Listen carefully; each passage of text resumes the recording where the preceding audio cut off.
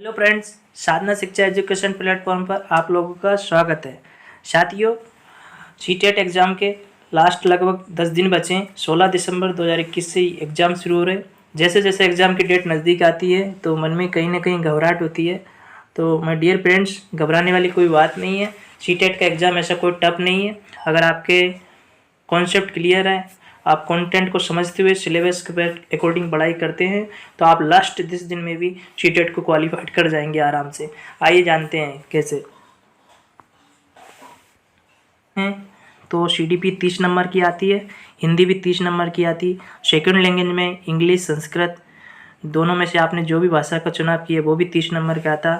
और environment study ये भी 30 नंबर की आती है। और मैथमेटिक्स भी 30 नंबर की आती है।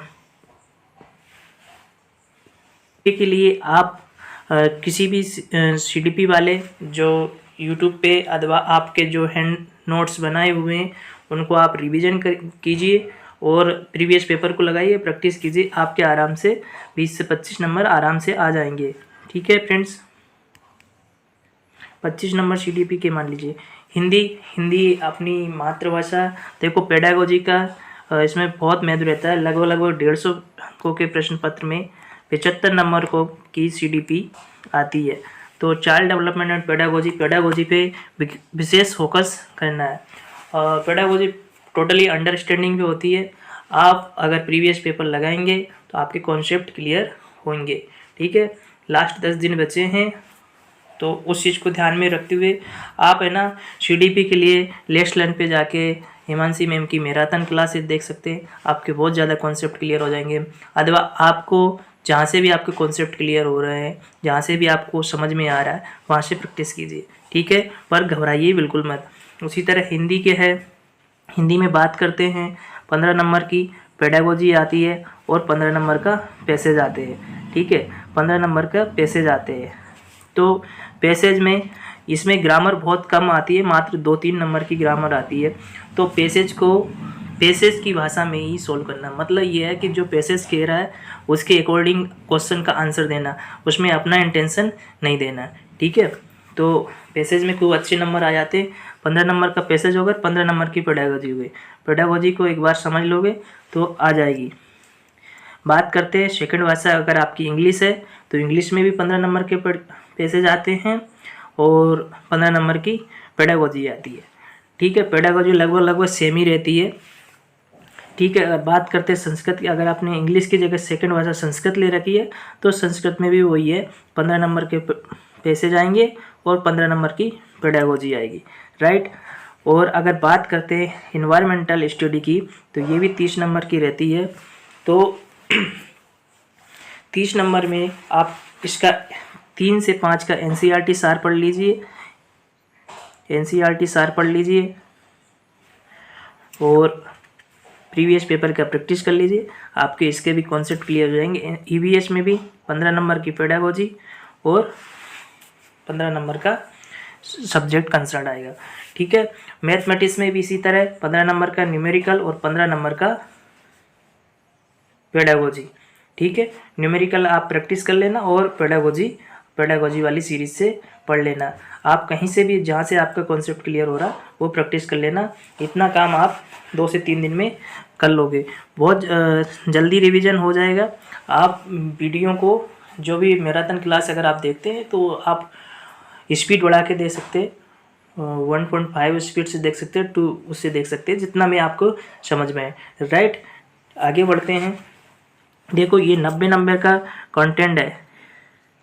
इस 90 नंबर में यदि आपके 70-75 नंबर भी आ जाते हैं और इतने फ्रेंड्स आ जाते हैं, ठीक है, तो घबराने वाली कोई बात नहीं है। 10 दिन में क्या करना है, क्या स्टडी प्लान होना चाहिए। ठीक है फ्रेंड्स, तो उसके लिए हमको ये 10 दिन को 3 भागों में बांट देते हैं। तो पहले 3 दिन तो अपने को क्या है, जो बचे हुए 3 दिन कंटेंट को कवर करना है। कंटेंट को ऐसे कवर करना है, सीडीपी के कंटेंट को लीजिए, उसको जहाँ से आपको जिस चैनल या जिस नोट से आपको समझ में आ रहे हैं उनको रिवीजन कीजिए, पढ़िए, समझिए। ठीक है, प्रैक्टिस कीजिए और पेडागोजी को पढ़िए और इंग्लिश की पेडागोजी की भी पढ़िए। तीनों सब्जेक्ट की पेडागोजी को अच्छे से कवर कर लेना है। ठीक है फ्रेंड्स, बात करते हैं फिर 4 दिन अपने को क्या करना है। 4 दिन क्या है, जो भी हमने पढ़ा है, जो भी अपने कंटेंट क्लियर किया, उसकी प्रैक्टिस करना है, दबा के प्रैक्टिस करना है। प्रैक्टिस में भी आप कौन से प्रश्न पत्र प्रैक्टिस करोगे? PY क्वेश्चंस, प्रीवियस पेपर के क्वेश्चन कीजिए। सीटेट की ऑफिशियल वेबसाइट पे जाइए और वहाँ से आप ज़्यादा नहीं 2018 तक के प्रीवियस पेपर की प्रैक्टिस कर लीजिए। ठीक है, पेपर फर्स्ट के भी प्रैक्टिस कीजिए और सेकंड की भी प्रैक्टिस कीजिए। तो दोनों की प्रैक्टिस करोगे तो लगभग 10 पेपर प्रैक्टिस हो जाएंगे। ठीक है, और साथ ही में सीटेट की ऑफिशियल वेबसाइट पे मॉक टेस्ट दे रखे हैं, तो उस मॉक टेस्ट का भी प्रैक्टिस कीजिए। जिन बच्चों ने कंप्यूटर पे कभी एग्ज़ाम नहीं दिया है तो वो बच्चे तो मॉक टेस्ट हर हाल में सॉल्व करिए, क्योंकि एग्ज़ाम हॉल में आपके लिए नया ना लगे। ठीक है फ्रेंड्स, ये काम आप 4 दिन तक कीजिए। ठीक है, इसके बाद नोट डाउन भी करती रहिए कि आपका कौन सा प्रीवियस पेपर क्वेश्चन करेंगे या मॉक टेस्ट हल करेंगे, तो आपको निकल के आएगा कि आपका कौन सा कॉन्सेप्ट क्लियर नहीं, ठीक है, क्लियर नहीं है। तो फिर जो बचे हुए दिन है, तो आपको लग रहा है कि इस कॉन्सेप्ट को मैं क्लियर कर सकता हूँ, तो उस पर फोकस कीजिए और फिर रिवीजन कीजिए। और यदि आपको लग रहा है कि मैं इसको नहीं पकड़ पा रहा हूँ जल्दी, मुझे टाइम मेरा ख़राब हो रहा, तो ज़्यादा उसमें अपना टाइम ख़राब मत कीजिए। राइट, तो इस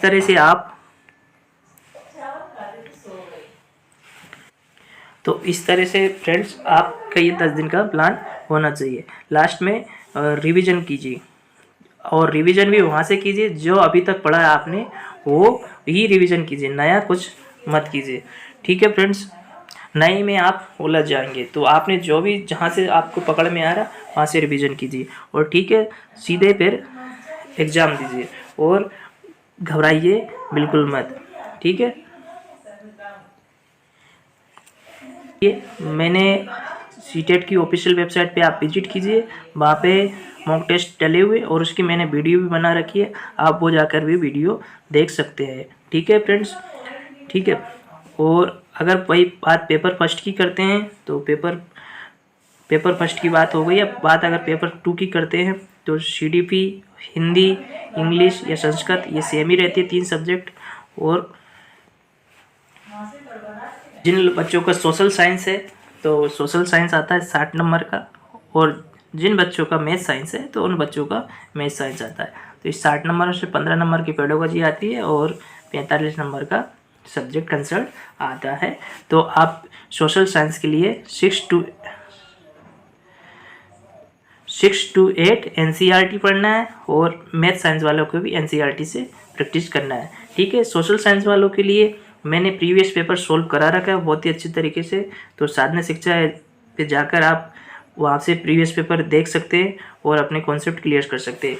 और साथ में आपको जहाँ से भी अच्छा लगे, जहाँ से आपके कॉन्सेप्ट क्लियर हो रहा है वहाँ से कीजिए, और NCERT समरी पढ़ लीजिए। ठीक है, उसी तरह साइंस मैथ वाले भी NCERT समरी को देख लेंगे और अपना जो न्यूमेरिकल है उसका प्रैक्टिस कर लेंगे। ठीक है फ्रेंड्स, आगे बढ़ते हैं। मोस्ट इम्पोर्टेंट टॉपिक है, जैसे कि फ्रेंड्स अपन जानते हैं CDP पेडागोजी सीटेट एग्ज़ाम में लगभग 75 नंबर की आती है। तो पेडागोजी को अपने विशेष फोकस करके चलना है, क्योंकि अगर हमारी पेडागोजी अगर अच्छी है तो ये समझ लीजिए सीटेट पास करने से हमको कोई नहीं रोक सकता है। तो माय डियर फ्रेंड्स, CDP के कुछ मोस्ट इम्पोर्टेंट टॉपिक्स हैं, उनको अच्छे से कवर कर लीजिए, वो आपको तीनों सब्जेक्ट में हेल्प करेंगे। ठीक है, मैं कुछ इम्पोर्टेंट टॉपिक आपके बीच में शेयर कर रहा हूँ, आइए जानते हैं। कॉन्सेप्ट ऑफ डेवलपमेंट, बालक का विकास कैसा होता है। ठीक है, इसको अच्छे से देख लेना है, जहाँ से भी आपको जहाँ से पढ़ रहे थे उसको अच्छे से बिल्कुल अच्छे से कवर कर लेना है। ठीक है, और प्याजी वाईगस की कॉल कर, यहाँ से प्रश्न आना ही आना है, यहाँ से 5-6 नंबर के क्वेश्चंस बनते हैं। ठीक है, तीनों सब्जेक्ट को मिला के, तो इसको अच्छे से कवर कर लेना है। राइट, और तीसरा है CC कंटिन्यूस कॉम्प्रेसिव एजुकेशन, इसको भी करने लेना है। और राइट टू एजुकेशन, यहाँ से भी प्रश्न आता है। और मोस्ट सुपर इम्पोर्टेंट NCF 2005, यहाँ से प्रश्न बनता ही बनता है। आप अपने नोट्स से देख सकते हैं या यूट्यूब पे जाके भी लेट्स लर्न पे बहुत अच्छे से इसको कवर करा रखा है, वहाँ से भी देख सकते हैं। ठीक है, और फिर नेक्स्ट है इंक्लूसिव एजुकेशन, इसको भी देख लेना, यहाँ से भी प्रश्न बनते ही मिलते हैं। ब्लूम्स टेक्सोनॉमी, यहाँ से भी एक आध प्रश्न आता ही आता है, और लैंग्वेज एंड थॉट्स। ठीक है फ्रेंड्स, भी देखना है। मोटिवेशनल को तो आप बिना देखे भी हल कर देंगे। ठीक है, मोटिवेशनल टॉपिक को भी अच्छे से कवर करना है। लैंग्वेज लर्निंग एक्विजिशन, इस टॉपिक को भी अच्छे से कवर करना है। ठीक है, लैंग्वेज स्किल्स, भाषा की स्किल्स को पढ़ना है, बच्चे कैसे सीखते हैं, कैसे अपनी लैंग्वेज को डेवलप करते हैं। ठीक है, तो लैंग्वेज स्किल्स को भी अच्छे से कवर करना है। और डायग्नोस्टिक रेमेडियल टीचिंग, निदानात्मक शिक्षा, इसको भी अच्छे से कवर कर लेना है। और टीचिंग लर्निंग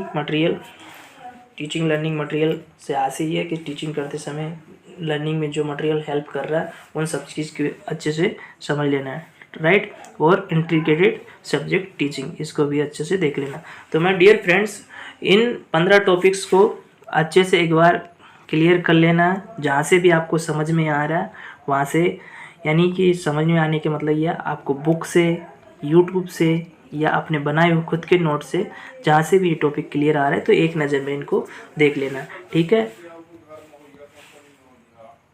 ये सब आपको करने के बाद आपको सीटेट, अगर आप ईमानदारी से 10 दिन इतना समय देते हैं तो आपको सीटेट पास करने से कोई नहीं रोक सकता माय डियर फ्रेंड्स।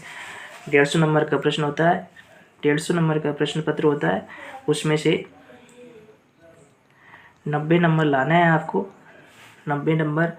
और नेगेटिव मार्किंग होती नहीं है, negative marking, no negative marking. इसलिए माय डियर फ्रेंड्स, आपको कोई भी प्रश्न छोड़ना नहीं है। कुछ बातें इंपॉर्टेंट है वो मैं शेयर कर देता हूँ, आपको कोई भी प्रश्न छोड़ना नहीं है।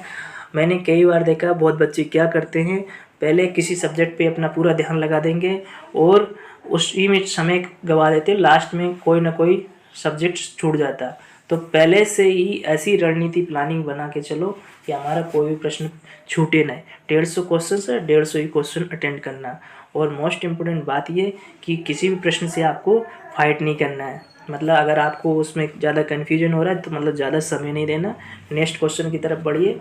जब आपको उसका कॉन्सेप्ट क्लियर हो जाए या अंडरस्टैंडिंग आ जाए तब उसको हल कीजिए। यानी कहने का मतलब 150 नंबर का प्रश्न पत्र है तो 150 क्वेश्चन ही पूरी तरह हल करना है। ठीक है, और दूसरी बात ये कि चाइल्ड सेंटर, बालक को प्रधान मान के पढ़ना है। यानी बालक ही महत्वपूर्ण है, बालक इम्पोर्टेंट है, बालक कोई गलती नहीं कर रहा है, बालक महान है, बालक की हर चीज़ को महत्व देना है। ठीक है, आप ऐसा मान के सीटेट एग्ज़ाम को हल कीजिए। ठीक है, दूसरा फैक्ट ये कि टीचर को कहीं कंफर्ट फील नहीं कराना है। टीचर का काम सिर्फ पढ़ाना है और सिर्फ पढ़ाना है, और बालक को लर्न होना चाहिए। उदाहरण के तौर पे अगर कोई प्रश्न आता है कि भाई बालक फेल हो गया, तो उसमें बालक की गलती नहीं है, शिक्षा व्यवस्था की गलती है, ऐसा समझ के चलना है।